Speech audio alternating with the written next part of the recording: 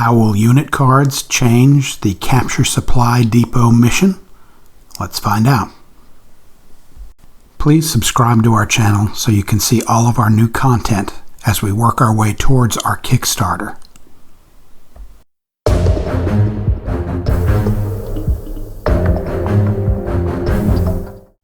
The Russians won primary player, and the Americans picked the mission Capture Supply Depot. The players choose 3 obstacles in the center of the board where supplies are stored. The player that has possession of any of these obstacles gets a point at the end of the round. The player with 5 points first wins. The 3 obstacles are marked with dice on their roofs. The Russians have 2 Vipers. The one Viper is here on the right side of their deployment area behind this building. And the other is on this side. The Americans' X-1 Bulldog with Alice as its pilot is here, ready to rush up the center and capture that objective. Even though Alice's model is very pretty, she's off to the side here since she's piloting that vehicle. And our other 4 folks are getting ready to board this building so they can transfer up and capture that objective. The Americans will be using the unit card Clovis Tech Team for 1 point. This unit card is the only way to get the X-1 Bulldog for 9 points. This mech allows us to play the hero Alice Wright. Alice is the only piece in the game at the moment that can repair damage to mechs and vehicles. Seth Cooper is Alice Wright's mentor and gives her a reroll ability, so we'll take him in a rifleman slot for 1 point. We'll then take an ammo tech for 2 to give every personnel a +1 damage, and we'll take the combat medic in the other specialist slot for 2. Then we'll take the advanced body armor for 2 to give all the personnel a +2 cover. We've spent all of our points, but we can still add a generic rifleman in this last slot since it costs 0 points. The Russians will use the unit card Mechanized Platoon for 2 points. They'll field 2 Viper mechs for 8 points each. That will leave only 2 points. So, we'll take 2 0-point generic pilots, and then the upgrade card Reactive Armor for 2 to give both our vehicles extra cover. We don't have the models yet for Seth Cooper, the medic, or the ammo tech, so they're proxied here. Seth Cooper has an initiative of 18, so he'll move first. He'll embark into this building. The other 3 National Guardsmen all have initiative of 10, so they go next. They'll embark in this building. The X-1 Bulldog has the next highest initiative at 4. It's going to move its 9 movement. 1, 2, 3, 4, 5, 6, 7, 8, 9. Up the center here to get close to this objective. With an initiative of 2, the Vipers move last. They have a movement of 10. 1, 2, 3, 4, 5, 6, 7, 8, 9, 10 for this Viper.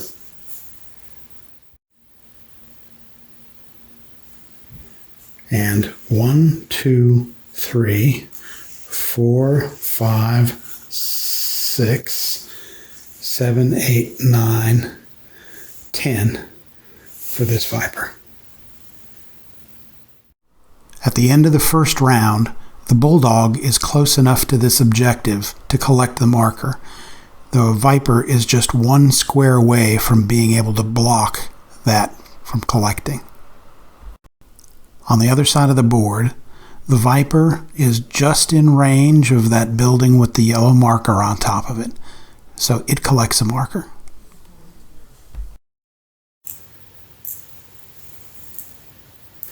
the range between this building and the Viper here at the top of round 2 is 12. The range on Seth Cooper, the short range, is 15, so he's within short range, and it's long range for the other 3. And you can see that you can see all 4 corners, so it doesn't get any cover for that. So Seth needs a 3 to hit and gets an 8. The other 3 each need a 5 plus 2, a 7 to hit. And we got 1 additional hit. So because of the ammo tech, everybody gets a +1 to their damage. So Seth is doing 3, and the other National Guardsman that hit is doing 2 for a total of 5. Then they will disembark, move across, and embark in this building.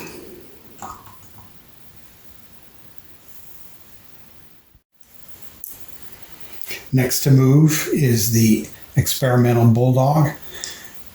It has a speed of 9. 1, 2, 3, 4, 5. It can then see all 4 corners of this bulldog, and it's within short range, so it needs 3s to hit. So with its 2-point weapon, it got a 2, and with its 3-point weapon, it got a 2, so it missed both. It still has 4 left on its movement. 1, 2, 3, and 4.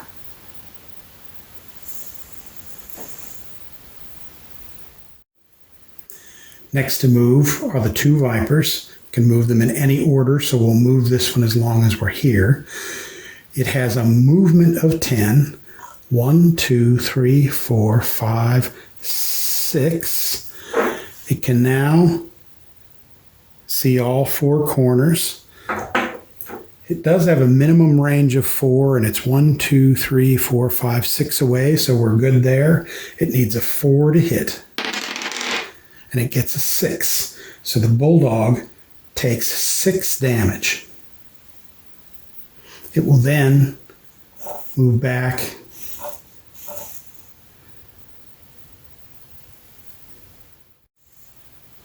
The last piece to move is this Viper. It can't do anything to prevent these guardsmen from capturing this point. All it's going to do is die. So it can go 1, 2, 3, 4, 5, 6, 7, 8, 9, 10. And now it can't be hit by the guardsman, and it can collect from this.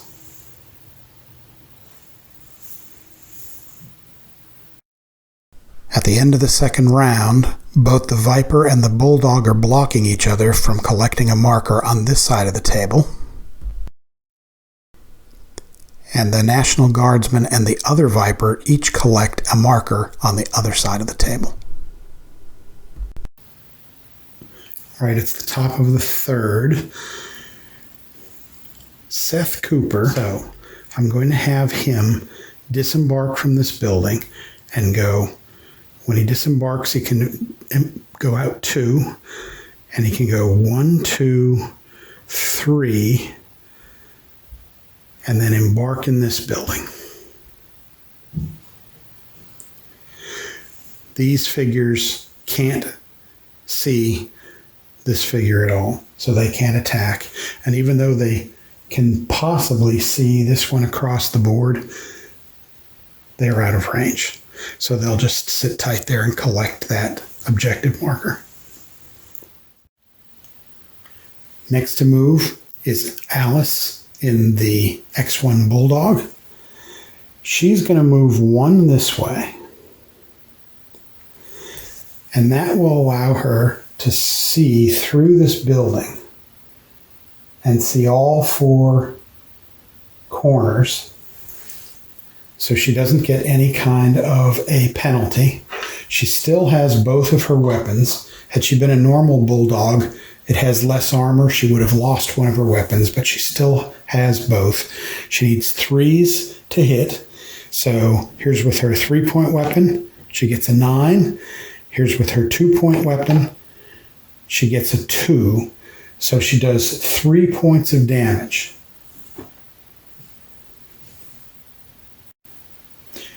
Three points of damage does enough that reactor overload is marked. So we roll a 6-sided die to see when its reactor blows up. And it blows up at the count of 2. It'll reduce at the end of this round. So it will be this round that it hits 1 and blows up. Alice has a special ability to repair 1 damage per round, so she'll do that now. So now we'll complete the Bulldog's turn, and it has 7 left because it was damaged, so it lost 1 movement. It moved 1. Here's the last 7. 1, 2, 3, 4, 5, 6, 7.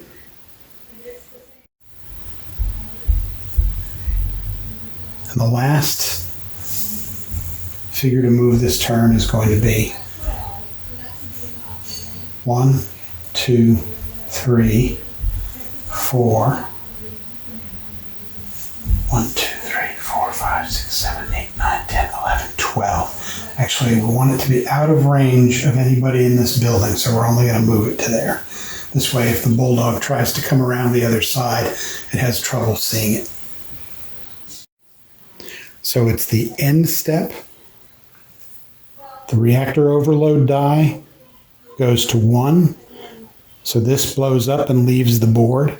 In a normal game, it would damage this building. It would come down and this figure would potentially be injured or killed. But because of the game we're playing, the mission we're playing, this building is an objective and can't be damaged. So that figure that's inside there is spared. At the end of round 3, the Viper has control of this objective and collects a marker. But on the other side of the table, Seth Cooper and the National Guardsmen control both of these objectives, so they collect 2 markers. All right, beginning of the next round, both of these groups of guys are just going to sit tight so they can collect those markers. And really, the Bulldog could come up and prevent this Viper from collecting this marker, but there's no point because the Americans will be at 5 points at the end of this round. In the end step of the 4th round, the Russians collect 1 marker. The Americans collect 2, which takes them over 5, and they win the game. Things played out pretty much the same way with unit cards as they would have without unit cards. One area where things did make a difference, though, was unit cohesion. In the rules before unit cards, there was no unit cohesion. Game pieces could go wherever they wanted.